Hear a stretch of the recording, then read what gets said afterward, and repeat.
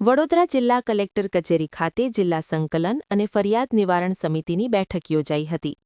સાવલીના ધારાસભ્ય દ્વારા પોતાના મત વિસ્તારના વિવિધ પ્રશ્નો અંગે રજૂઆત કરી હતી. વડોદરા જિલ્લાના વિકાસ કાર્યોને વધુ ગતિ આપવા તેમજ નાગરિકોના પ્રશ્નોના સમયસર અને અસરકારક ઉકેલ માટે જિલ્લા કલેક્ટર અનિલ ધામલિયાની અધ્યક્ષતામાં કલેક્ટર કચેરી ખાતે જિલ્લા સંકલન અને ફરિયાદ નિવારણ સમિતિની બેઠક યોજાઈ હતી. આ બેઠકમાં પાદરાના ધારાસભ્ય ચૈતન્યસિંહ ઝાલા, વાઘોડિયાના ધારાસભ્ય ધર્મેન્દ્રસિંહ વાઘેલા, સાવલીના ધારાસભ્ય કેતન ઇનામદાર તેમજ ડભોઈના ધારાસભ્ય શૈલેષભાઈ મહેતા ઉપસ્થિત રહ્યા હતા. બેઠક દરમિયાન ધારાસભ્યશ્રીઓએ પોતાના મત વિસ્તારના નાગરિકોના વિવિધ પ્રશ્નો અને વિકાસલક્ષી કામો અંગે રજૂઆત કરી હતી. સાવલીના ધારાસભ્ય કેતન ઇનામદાર દ્વારા જણાવ્યું હતું કે સંકલનની બેઠકમાં દિવેલા તથા તમાકુના પાકને આ વખતે રાહતમાં રહી જતા તેમને સંકલન બેઠકમાં રજૂઆત કરી હતી. અરજદારોની અરજીને અપ્રુવલ નથી અપાઈ. 2 દિવસ પૂર્વે કૃષિમંત્રીને મળતા તાત્કાલિક ધોરણે ખેતીવાડી અધિકારી અને કલેક્ટરને સૂચના આપી અને આ અપ્રુવલ આપવા માટે એમને તાત્કાલિક સૂચના આપી. જેને લઈને આજની સંકલનમાં એ જાણવા મળ્યું કે જેટલી અરજી છે એમાં માત્ર 700 જ અરજી પેન્ડિંગ છે, જે પણ અંદર ડિસ્ટ્રિક્ટ છે એવી જ અરજી પેન્ડિંગ છે. તમામ પાકોને અપ્રુવલ આપવામાં આવી છે, જેને લઈને તેઓએ કૃષિમંત્રીનો આભાર માન્યો હતો. એસટી બસનો સમય અનિયમિત હોય છે, તેમાં વિદ્યાર્થીઓને પણ ઘરે પહોંચવામાં મોડું થાય છે. તેની ગંભીરતા રાખવી જોઈએ, જે અંગે રજૂઆત કરી હતી. નર્મદા કેનાલનો જે પ્રશ્ન છે તેમાં સમયસર સફાઈ કામ થવું જોઈએ, જેથી ખેડૂતોને સમયસર પાણી મળી શકે. વારંવાર આ પ્રશ્ન ચર્ચાતો હોય છે. મિનિટ ટુ મિનિટ ઉપર મૂકો અને દરખાસ્તની એક કોપી અમને આપો, જેથી અમે પણ સીએમ સાહેબ અને નિગમને જાણ કરી શકીએ. આ બધા સંકલનના મુદ્દા હતા તેમ જણાવ્યું હતું.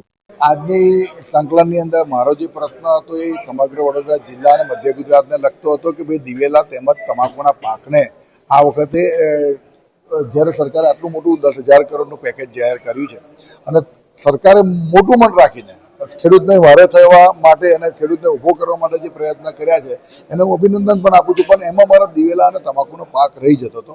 મધ્ય ગુજરાતની અંદર એમાંય મારા સાવલી દેશની અંદર ખાસ કરીને તમાકુનો અને દિવેલાનો પાક હોય ત્યારે એ અરજદારોની અરજી હજુ સુધીને એને એપ્રુવલ આપવામાં નથી આવી. માન્ય કૃષિમંત્રીને 2 દિવસ પહેલાં જ્યારે હું મળ્યો રૂબરૂ ત્યારે એમને તાત્કાલિક ધોરણે ખેતીવાડી અધિકારી અને કલેક્ટરશ્રીને સૂચના આપી અને આ એપ્રુવલ આપવા માટે જે એમને તાત્કાલિક સૂચનાઓ આપી એને લઈને આજની સંકલનમાં ખાસ એ જાણવા મળ્યું કે જેટલી અરજીઓ છે એમાં માત્ર હવે 700 જ અરજી પેન્ડિંગ છે અને એ પણ જે અંદર ડિસ્પ્યુટ છે એવી અરજીઓ જ પેન્ડિંગ છે.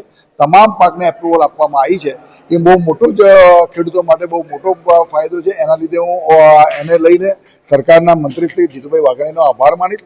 અને બીજી એક વસ્તુ કે જે એસટી બસ અનિયમિત હોય છે અને જે દીકરા દીકરીઓને 5 વાગે સ્કૂલો છૂટ્યા પછી 5:30 વાગે જો એસટી બસ ત્યાં પહોંચવી જોઈએ એની જગ્યાએ 6:30 પોણા 7 વાગે ત્યાં આગળ એ રૂટ હોય છે ત્યારે એ બસ પહોંચે છે અને એને લઈને દીકરા દીકરીઓ 8 વાગ્યા સુધી એના ઘરે પહોંચી નહીં શકતા. તો એ ખૂબ ગંભીર બાબત છે અને એ બાબતને ધ્યાનમાં લઈને અનિયમિતતા ના થાય એની પણ કાળજી રાખવી જોઈએ.